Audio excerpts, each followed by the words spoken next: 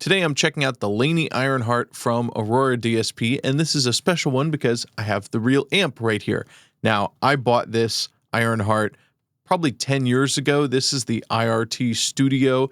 It's a 15-watt rack-mounted studio version with a built-in load box for silent recording. It's all tube. It's got the same specs as the larger version, but shrunk down. Of course, it only has 3 preamp tubes and 2 EL84 power tubes. So it's not 100% the same as the big brother, but otherwise it's the same design, the same EQ. So today we can A/B it with the plugin and see, does it do as good of a job? Is it better? Who knows? We're going to find out.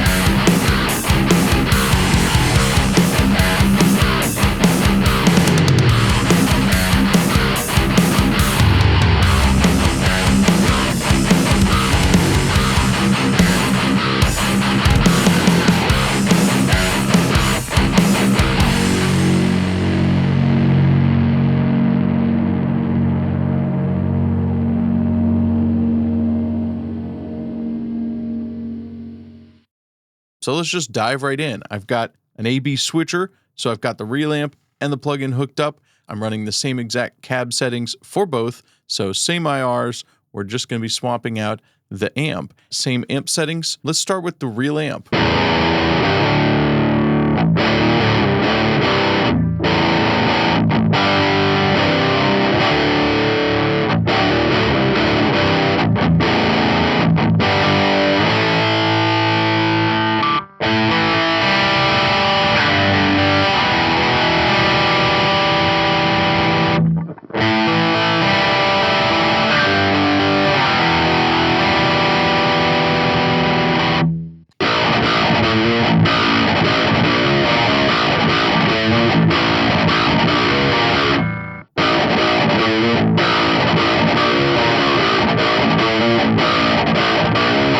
Now, I do notice a little difference in voicing. The plugin kind of sounds better on its own, just at all noon settings.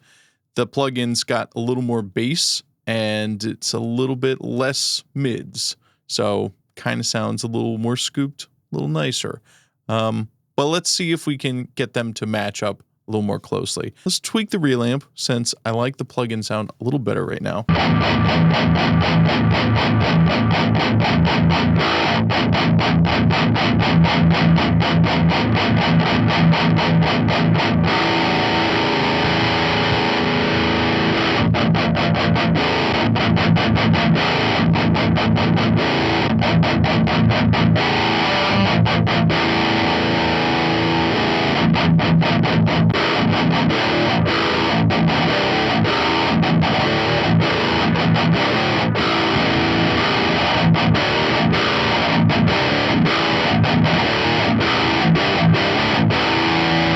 The treble on my real amp seems to be a little higher, a little airier, whereas the plugin sounds a little darker, but has a little more aggression in the upper mids, which I kind of like.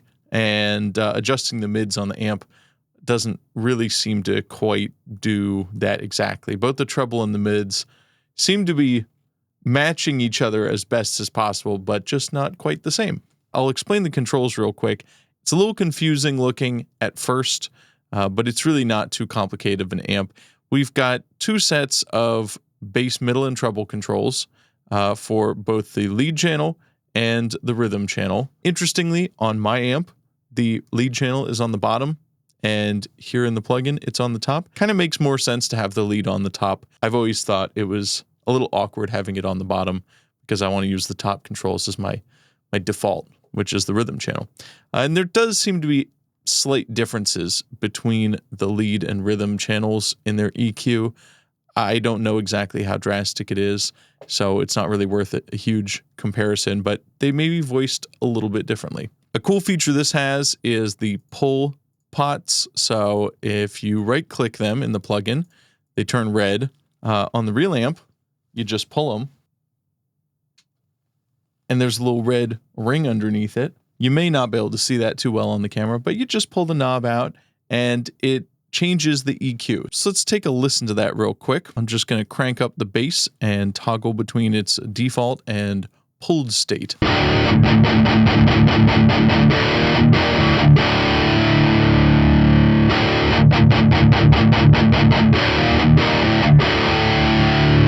With the bass, I think it lowers the midpoint of that boost. With the mids, I know it raises the mid frequency, which gives it a little more aggressive push.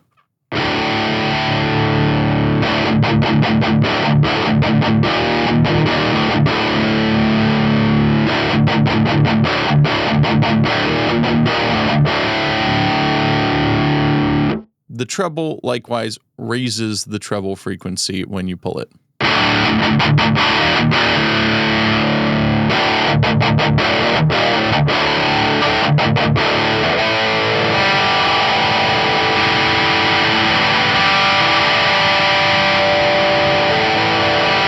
Let me compare that on my real amp. It doesn't behave quite the same way.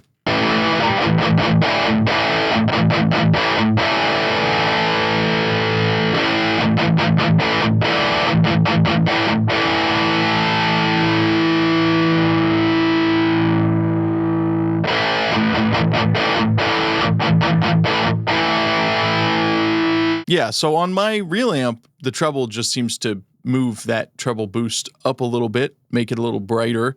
In the plugin, it's not, it almost sounds like it's darker or different, more filtered when it's pulled. It's not quite the same. With all of these EQ controls, I do notice that my amp is very subtle. You almost have to boost or cut the whole frequency to hear what it's doing. So let's take a listen to that, because I think the plugin, it's a lot more dramatic. It's a little more what you would expect. With the real amp, I barely hear much of a difference until I get to the extremes. So let's do some EQ sweeps on that.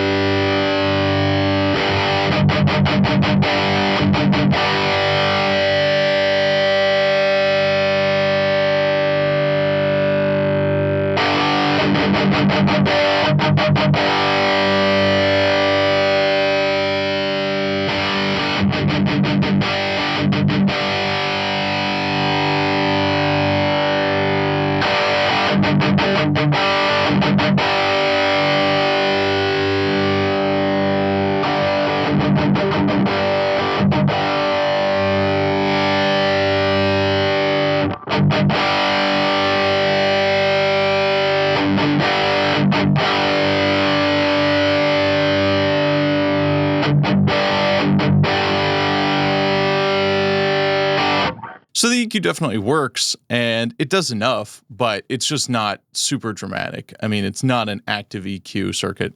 It seems to be a passive EQ that doesn't do a tremendous amount. And let's see if the plugin is any different in that respect.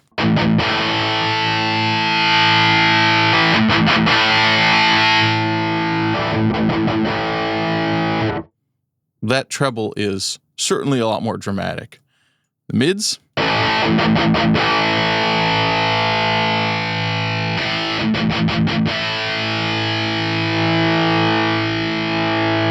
It seems like the plugin has almost twice the EQ range of my real amp, which is a good thing in terms of flexibility, but if I want to keep it more in line with the real amp, then just make smaller EQ moves and don't go to the extremes of any of these knobs, because at least this amp doesn't behave that way. Another interesting knob we've got here is the dynamics, and it's not entirely clear from the manual what that does exactly, but you can hear it very clearly in the plugin. And there's another case where dynamics knob in the plugin is a lot more extreme and a lot more obvious than on the real amp. So let's just take a listen to what it does.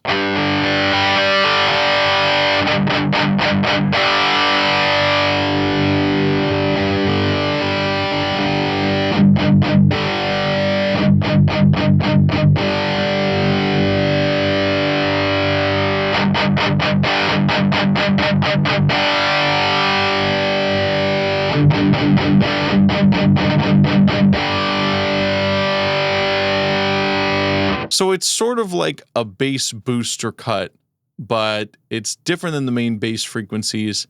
It's also a little more extreme in this case, but it kind of functions as more bass and darker as you increase dynamics, and less bass, tighter, brighter sound as you decrease dynamics.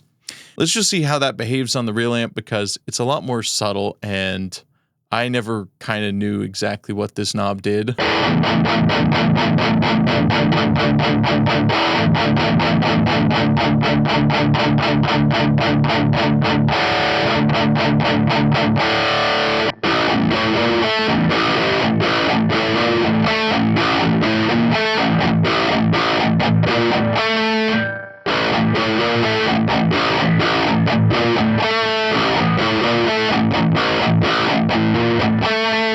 So as you can hear there, it's very subtle.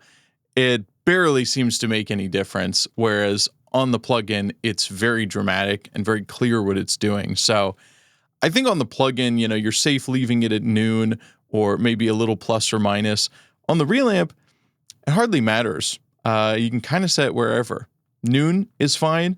You could crank it all the way up and it doesn't add too much bass to the point where it's flubby. The tone knob is another one that's perhaps self-explanatory. I noticed they're marked differently. This one goes from 0 to 10 on the plugin, and mine, like the EQ, is 0 at noon and plus or minus. Now let's see if they function the same way.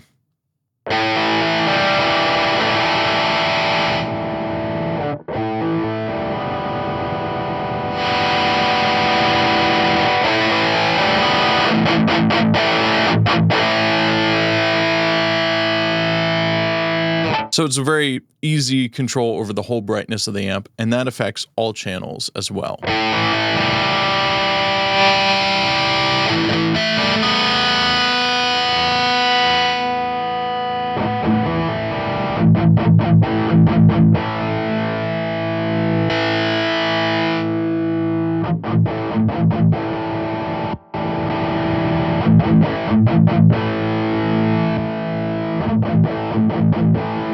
So the treble roll-off seems to be a pretty similar amount, but definitely the plugin gets more extreme when it comes to boosting the treble.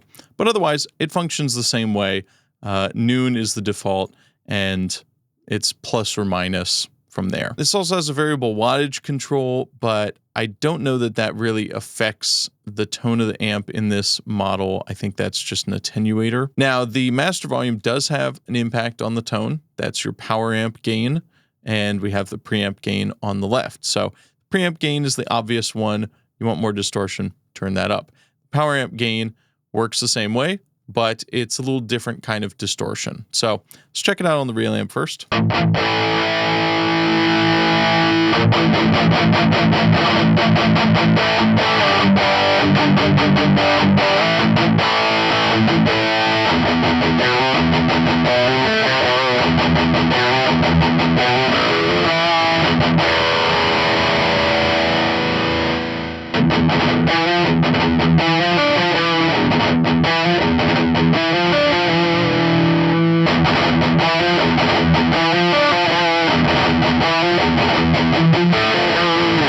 So while it does control the overall output of the amp, it also definitely does add gain. And for that last clip, I have gain matched them in post. So I hear them at very different volumes, but I'm going to put them the same volume so you can hear the gain difference. So now let's dial in a tone with the plugin and then see if we can match it on the real amp and see which one we like better.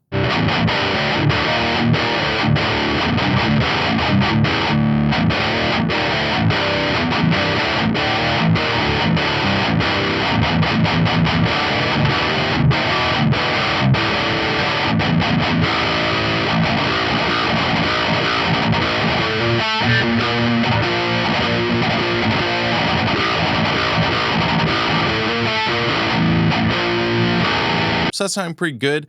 I think it's going to be a little tricky to match it up equally on the real amp, which I've done on purpose. So let's give it a shot.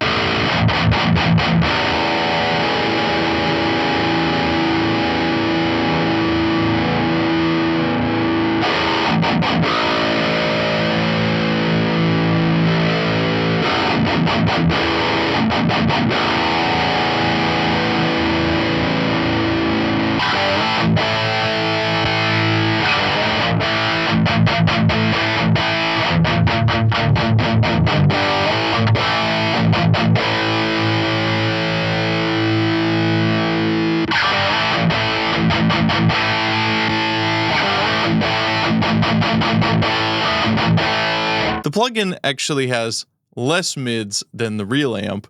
The real amp, I feel like this one in particular is very mid-heavy.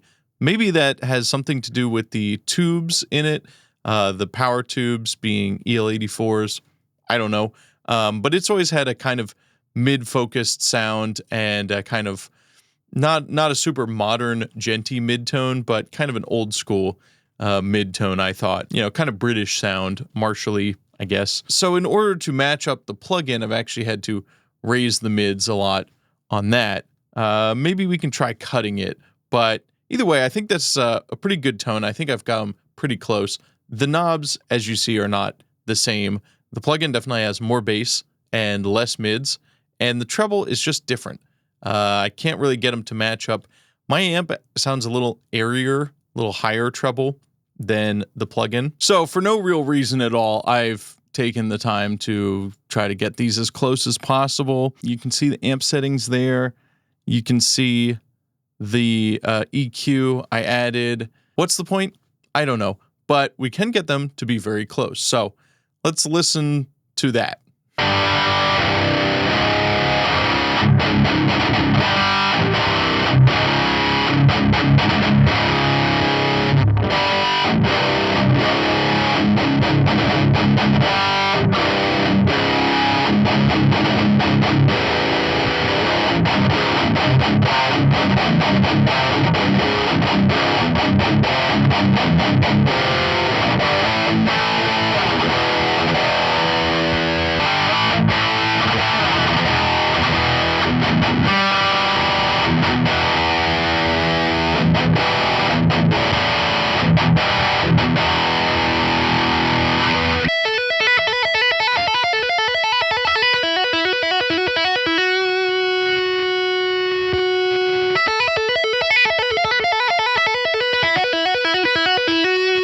Another feature of note is that this comes with the IRDX technology from Bogren Digital, which is a plugin that got a lot of attention, and I wasn't going to buy it, but it's cool to play around with it here. It's kind of like a saturation, but it's different. It's supposed to add dynamics to your speakers. As Miko from ML Sound Lab proved, there's no such thing as speaker dynamics, but if you like the effect and you think it sounds cool, more power to you.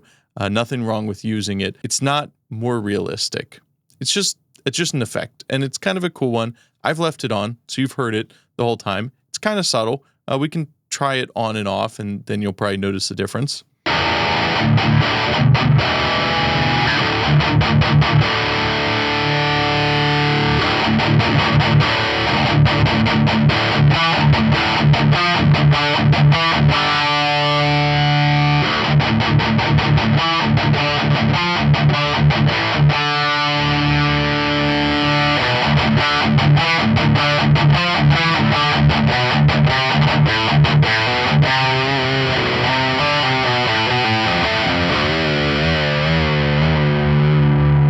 Yeah, so it adds some high end, adds some saturation. It sounds good, and I've dialed in this tone with the IRDX on. When I turn it off, it is a little dark, and I think it would need a little treble. So, maybe decide before you go setting everything in stone whether or not you want to use that. Just do a little taste of the clean tone. The reverb in this it's digital. It's not a spring, but it sounds all right.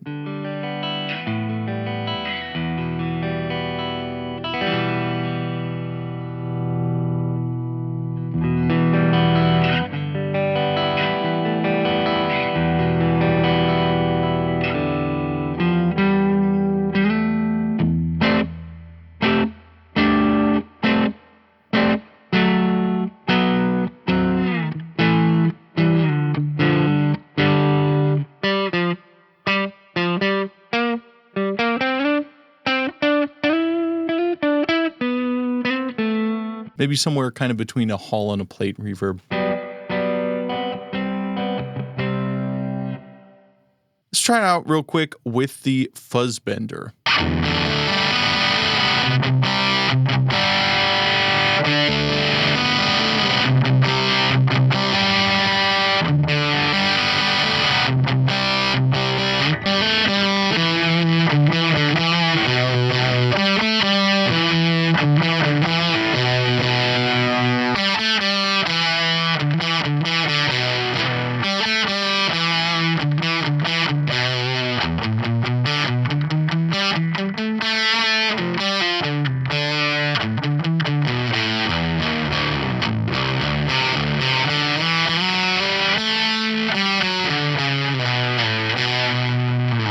So they seem to both handle the fuzz pretty much the same. At first, they sounded very different, and I didn't like how the plugin was behaving, but I just backed off the clean volume. So clean volume knob here, I had it at 10 just for volume, but that did like compress and overdrive it and change the sound of the fuzz a lot.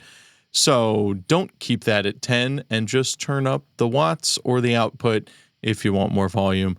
So lesson learned. Otherwise, they seem to handle the fuzz pretty much the same. So yeah, I don't have any real reason to say the real tube amp is better than the plugin. The plugin is a little more versatile because it's got a little better range. And the tone, I think, is not identical, but it keeps up just fine. And they match up pretty darn close. So if you like the sound of this amp, and it's a pretty cool amp, then there you go. It's a pretty versatile amp too. There's some unique stuff about it. There's also a few more things in the plugin that I'm not really going to go into too much, but you can check out the manuals for these from Laney itself, because the manual for the plugin is not the best on what these do, but they're real pedals, so they have manuals. I looked them up. These modes are going to be a little confusing to remember. Basically, Monolith is an overdrive and Steel Park is an overdrive, and they're both. Monolith is kind of more of a distortion. I guess Steel Park is more of an overdrive, but they both kind of do both. They have a drive knob marked D. They have a volume knob that's marked V. The Steel Park has bass and treble controls, which are at 5 is normal, flat. They can boost or cut. The Monolith has a range control similar to the depth knob on this here cool bone shaker. That just cuts bass. So at 0, it is full range. And as you increase the range, the higher towards 10 you go, the more bass you cut out before the distortion circuit. So it kind of tightens up your low end. Then there's a tone knob on that, which is a tone knob. The modes on this, there are 3 different LED modes, and the middle one on both is kind of the most neutral. And then the others, I know on Monolith, the top one is kind of more compressed, they said, more high gain, I guess. The bottom one is like a more low gain, and the overdrive in the middle is kind of like the middle. You can check out the manual. There's 3 different modes on each of them though, which is cool. And they're real pedals, and they're also real expensive. They're like $175 each, so that's cool. There's a graphic EQ, that's nice. There's an effects section with some pretty standard stuff. There's an EQ that does have high and low pass filters, which I like. There is, a limiter with their low end control, delay, and reverb. And the cabs, there are 2 cabs in this, both Laney cabs, and both 412s, and they have 4 mics with them: the 421, the Royer 121, Shure SM57, and Neumann U47. You can position these mics freely, and you can angle them freely, which is all cool. Then there's distance, and you can blend between the cabs. And there's the IRDX. There's an air knob, and you can turn off the cabs and load your own if you prefer. The plugins are freely resizable. They have a tuner and oversampling and stereo mode and MIDI controls and presets. So there's lots to check out there. And as far as how it compares to the real amp, it compares, and it does fine. It sounds, I think, not the same, but just as good. The IRONHEART is a little different than some other amps that you've probably tried and probably have multiple plugins of. So first plugin version of the IRONHEART. So that's cool. Another cool amp from Aurora. You can check it out, and if you want to buy it, you can use my affiliate code CRAB and save 20%, and I get a little bonus too. But more importantly, you save money, and the code is CRAB, all caps. I'll put it in the description. Make sure you like this video, subscribe to my channel for more amazing content. I'll see you in the next video.